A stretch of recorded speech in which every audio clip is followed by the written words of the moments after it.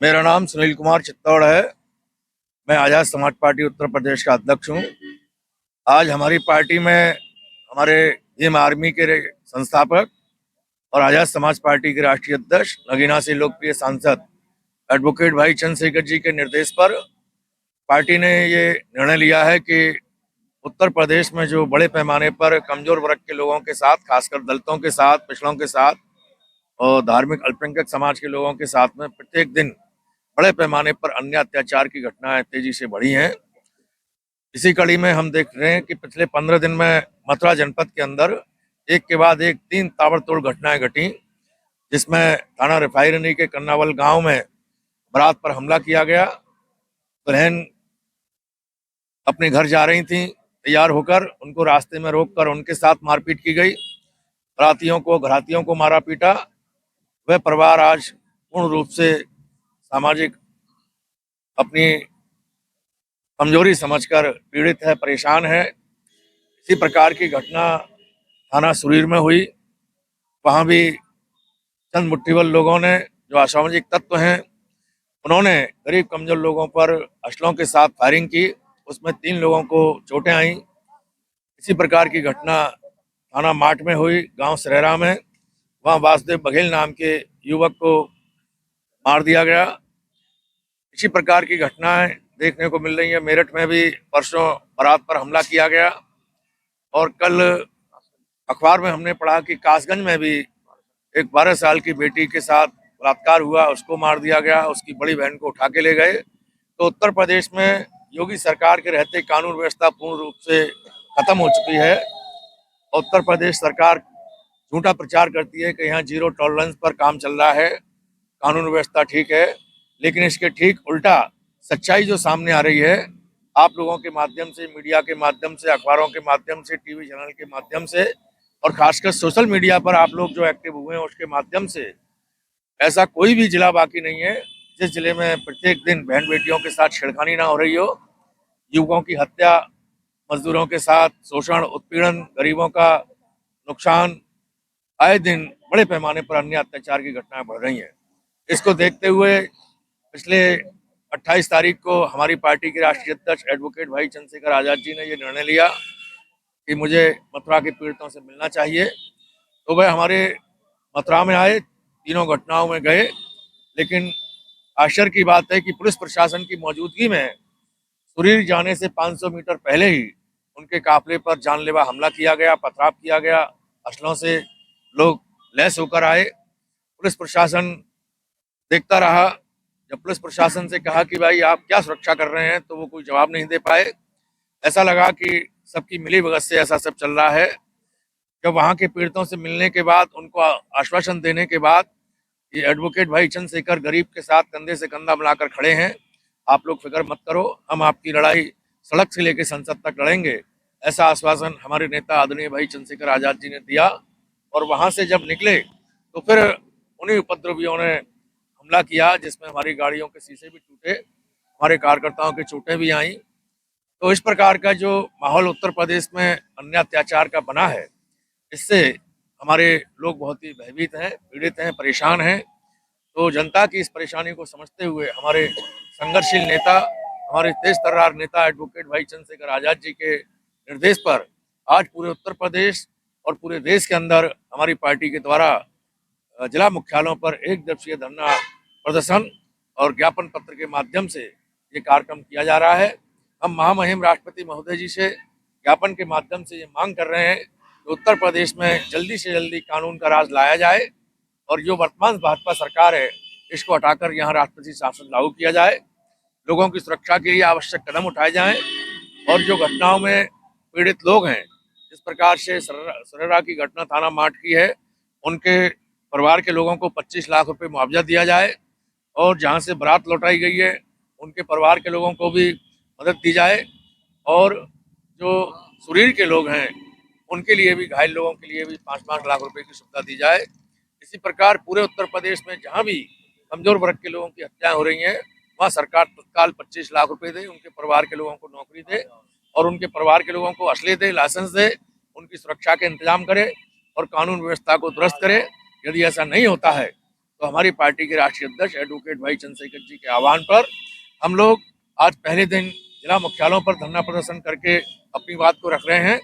और हमारी मांगे नहीं मानी गई तो हम लोग आने वाली 10 तारीख को उत्तर प्रदेश की राजधानी लखनऊ में एक बड़ा प्रदर्शन करेंगे और सरकार को बता देंगे कि उत्तर प्रदेश के अंदर दलित, पिछड़े, अल्पसंख्यक, जो कमजोर वर्ग के लोग हैं, अब अत्याचार बर्दाश्त नहीं करेंगे।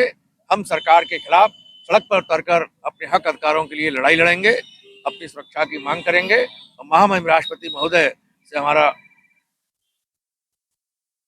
आपकी मांगों में आप बोले भी कोई मांग है? मैं यही बताने जा रहा था कि महामहिम राष्ट्रपति महोदय जी के नाम से जो आज हमने ज्ञापन तैयार किया है, उस ज्ञापन को हमारे लोग समय आने पर पढ़ेंगे, देंगे।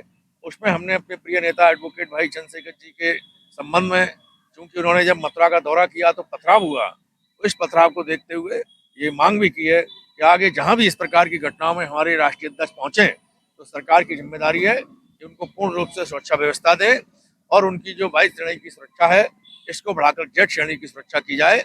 और आम जनता का भी ध्यान रखे सरकार, आम जनता की भी सुरक्षा होनी चाहिए, माँ बहन बेटियों की सुरक्षा होनी चाहिए। कासगंज में 12 साल की लड़की को मार दिया गया, उसकी बड़ी बहन को उठा के ले गए, ये तो बिल्कुल जंगल राज जैसा एक उदाहरण मिल रहा है।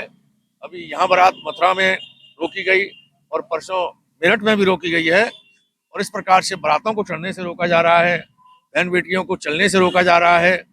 उत्तर प्रदेश में अब लोकतंत्र नाम की कोई चीज नहीं बची है। आम जनता भयभीत है, परेशान है।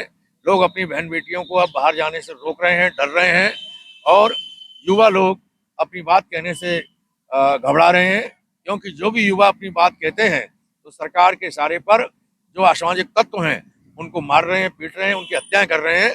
तो माहौल बहुत खराब है, लेकिन हमारी पार्टी चुपचाप नहीं बैठेगी।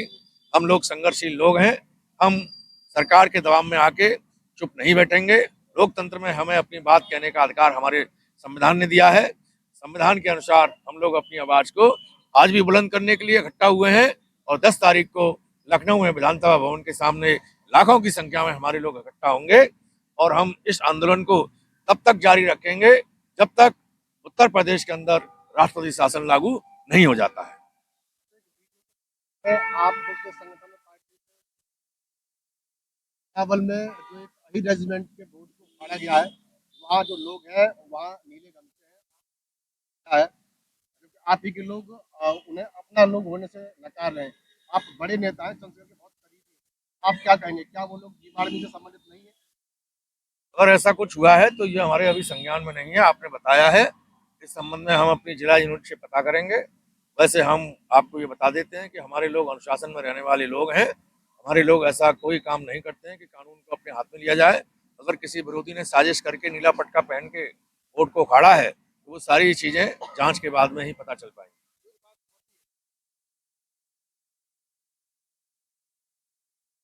को लेकर के एक बात है, क्या आपके जो लोग हैं, आपकी जो इकाई है, जिस जिले में क्या मुहैया कराई जाए, गाइडलाइंस जारी किए जाए, आपका काफिला आप नहीं मानते कि कहीं ना कहीं अनुशासन कमी है?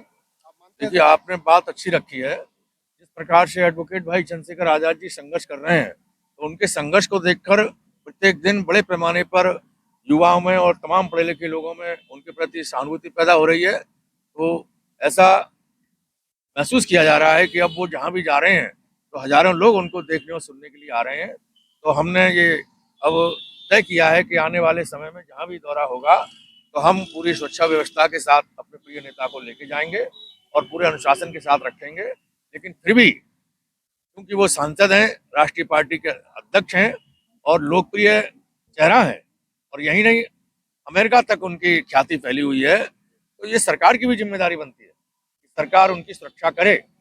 सरकार जो हथियार लेके बैठे हैं, पुलिस के लोग, सीआरपीएफ के लोग और तमाम ब्लैक कैट कमांडो, ये सब इसीलिए बनाए जाते हैं कि देश के अंदर जो भी हमारे संभ्रांत लोग हैं, आम जनता है, चाहे वो गरीब व्यक्ति ही क्यों ना हो, उसकी सुरक्षा करने की जिम्मेदारी भारत के संविधान में, भारत के जो हमारे महान पुरुष हैं परम पूज्य बाबा साहब डॉक्टर भीमराव अम्बेडकर जी, उन्होंने संविधान में ये व्यवस्था दी है कि सरकार की जिम्मेदारी है कि आम नागरिक की सुरक्षा की जाए, तो ये जिम्मेदारी पूर्ण रूप से सरकार की भी बनती है।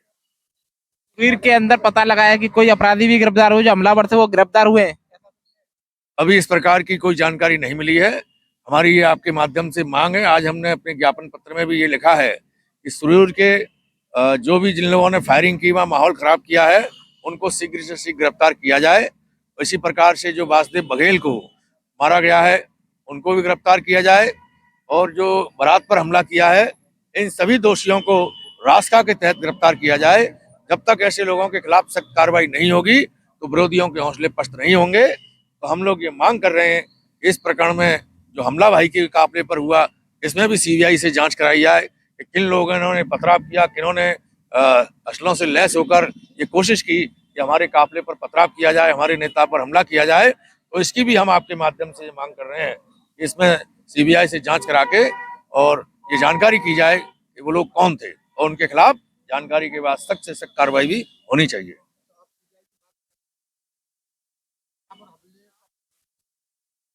देखो, योगी जी की पुलिस है, योगी जी का प्रशासन है।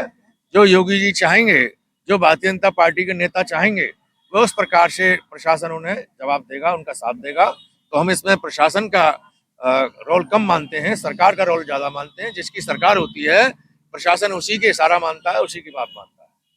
इसमें पूर्ण रूप से सरकार ही दोषी है, जो दलित पिछड़ों की बात तो करती है, दलित पिछड़ों का वोट तो लेती है, लेकिन दलित पिछड़ों के लिए उनकी सुरक्षा के इंतजाम नहीं करती है।